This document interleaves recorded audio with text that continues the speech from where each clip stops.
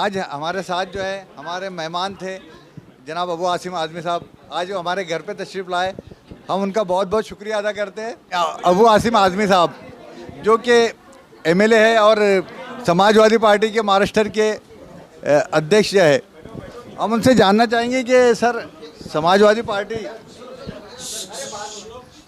Party जो हिंदुस्तान में एक नाम कर चुकी है, मगर महाराष्ट्र में ये देखा जा रहा है कि वो मुसलमानों की पार्टी बनकर रह गई है।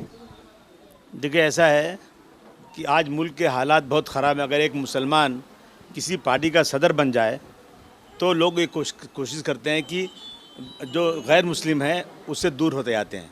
आज सिर्फ ये बात नहीं, समाजवादी पार्टी, जितनी सेकुलर पार्टियां देश में आज हैं, ऐसा प्रोपगंडा मुसलमानों के ख़िलाफ़ गलत तरीके से चलाया गया है कि जो पार्टियां मुसलमानों को चाहती भी हैं वो भी मुसलमानों को अपने बगल में खड़ी करने को तैयार नहीं है। टोपी कुर्ता अगर बगल में नज़र आ जाएगा तो उनको जो है 85% लोगों का वोट नहीं मिलेगा। एक ऐसी जहनीत मुल्क में बनाई जा रही है। इसीलिए मैं निकला हूँ कि हमें इस देश के अंदर एक भाईचारा सम्मेलन करके लोगों को समझा के जो हमारी गंगा जमुनी तहजीब है उसे बरकरार रखना ज़रूरी है। हम तादाद में कम हैं यहाँ पर, तो हमें अपने दूसरे भाइयों के साथ मिलजुल करके अच्छी तरह से रहना चाहिए। कुछ लोग आकर के हमें अलग करना चाहते हैं कि मुसलमानों की पार्टी अलग बनाओ, और मुसलमान अपना वोट अगर किसी और को देगा, किसी और को लीडर बनाएगा तो उसको ऊपर से फरिश्ते उस पर अजाब भेजेंगे, उस पर जो है अल्लाह गुनाह होगा, शरीयत की मुखालफत होगी। हमें इस मुल्क में सबको मिलजुल कर रहना है, इसी को लेकर मैं चला हूँ। आपका ये मैसेज हमें बहुत ज़बरदस्त लगा, क्योंकि हमने जो कोताहियाँ की और इस मुल्क में जो भाईचारे को कायम करने में नाकाम रहे और गंगा जमनी तहजीब को फ़रोग देने में हम नाकाम रहे, आपका ये जवाब हमें बहुत अच्छा लगा। अब दूसरा ये सवाल है कि हम नाकाम नहीं ज़्यादा रहे। कुछ लोग जानबूझकर एक प्रोपगेंडा कर रहे हैं कि मुसलमान इस मुल्क में जो है वो हिंदुओं के ख़िलाफ़ है। 15% मुसलमानों से 85% हिंदुओं को डराने की कोशिश की जा रही है, जो नाजायज़ है। मुसलमान के पास कोई इस मुल्क में ऐसी पार्टी नहीं है किसी को मंत्री बना सके।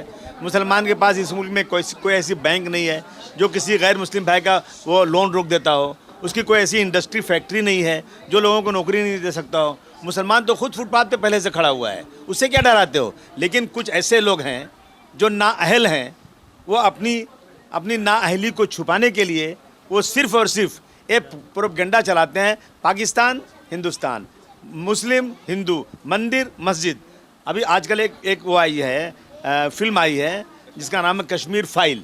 कश्मीर फाइल में ऐसा दिखाया जा रहा है कि जैसे वहाँ के पंडितों को बहुत तकलीफ़ दी गई। हमने एक आरटीआई मंगाया है, आरटीआई निकली है।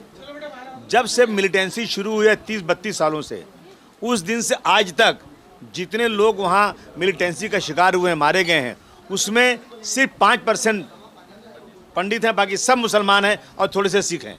ये गलत दिखाया जा रहा है। अगर फाइल दिखाना है मोदी जी, आपको असलियत दिखाना है तो आप गुजरात की फ़ाइल दिखा दो, जहाँ गुजरात में कई 100 लोग मारे गए और सरकार ने 3 दिन की मोहलत दिया कि कोई जाना मत, इनको मारने दो। वो फाइल क्यों नहीं दिखाते हो? ये नफ़रत जो पैदा की जा रही है ना, इस नफ़रत को ख़त्म करने के लिए मैं लोगों के पास जा रहा हूँ। इस नफ़रत को ख़त्म करने के लिए हम उनसे तजवीज़ मांग रहे हैं, उनको तजवीज़ दे रहे हैं ताकि इस मुल्क में अमन व अमान रहे।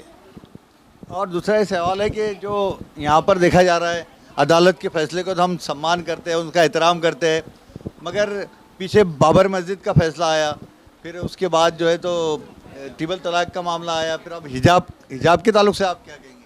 देखिए, अदालत के फ़ैसले को हम उसका सम्मान करते हैं कि हम डरते हैं कि हमारे ऊपर मुकदमा हो जाएगा। लेकिन मैं ऐसे अदालत के फ़ैसले का सम्मान बिल्कुल नहीं करता, मैं जो बिल्कुल गलत तरीके पे हो। कुरान शरीफ में लिखा हुआ है, सूरह अन-नूर में, सूरह अल-हिजाब में लिखा हुआ है कि रसूल अपनी औरतों से कह दो, ऐ रसूल अपनी औरतों से कह दो घरों से बाहर निकलें तो सर से पैर तक चादर ओढ़ लें, अपनी नज़रों को नीचे रख के चलें। ये कुरान में लिखा हुआ है। जैसा आप कहेंगे ये इस्लाम का हिस्सा नहीं है, मज़हब का हिस्सा नहीं, तो क्या मैं मान जाऊँगा क्या? क्या जज साहब क्या ऊपर से कोई फरिश्ता या देवता उतर के आए हैं क्या? इसके खिलाफ सुप्रीम कोर्ट में जाएंगे? एक सवाल ये था अपने भाई आपसे कि हर बार जो तलाक़ का मामला हो, हिजाब का मामला हो, जो लोग जो अपने इसका जो कोर्ट का काम फैसला देने का था वो फतवा दे रहा है, इसके बारे में आप क्या कहेंगे? नहीं, ऐसा है ना कि आपने देखा नहीं, 4 सुप्रीम कोर्ट के जजेस भारतवर्ष की हिस्ट्री में पहली बार अपनी अदालत से बाहर निकल कर आए और प्रेस कॉन्फ्रेंस किया कि इस मुल्क में जो लोग हुक्मरान बैठे हुए हैं वो इस मुल्क की जमहूरियत को बर्बाद करने पे लगे हुए हैं, सारे महकमों को अपने हाथ में कैप्चर कर लिया है, तो इस मुल्क को बचाना है। तो उसी का नतीजा है ये सब फैसले जो आ रहे हैं। भाई ये जो 5 सूबों के इलेक्शन हुए, इसमें बीजेपी की 4 रियासतों में हुकूमत बनी, जिसकी वजह से मुस्लिम जो है कुछ डिप्रेशन में है, कुछ इसमें है, तो इसके लिए क्या मशवरा है आपका? मुस्लिम कोई डिप्रेशन में नहीं है, मुस्लिम डिप्रेशन में बिल्कुल नहीं है, मुस्लिम हौसला हारने वाले नहीं है, और मुस्लिम कोई नरेंद्र मोदी जी के या किसी की मेहरबानी पे यहाँ नहीं रहते हैं, वो अल्लाह की मेहरबानी पर रहते हैं, और मुस्लिम किसी डरते नहीं हैं।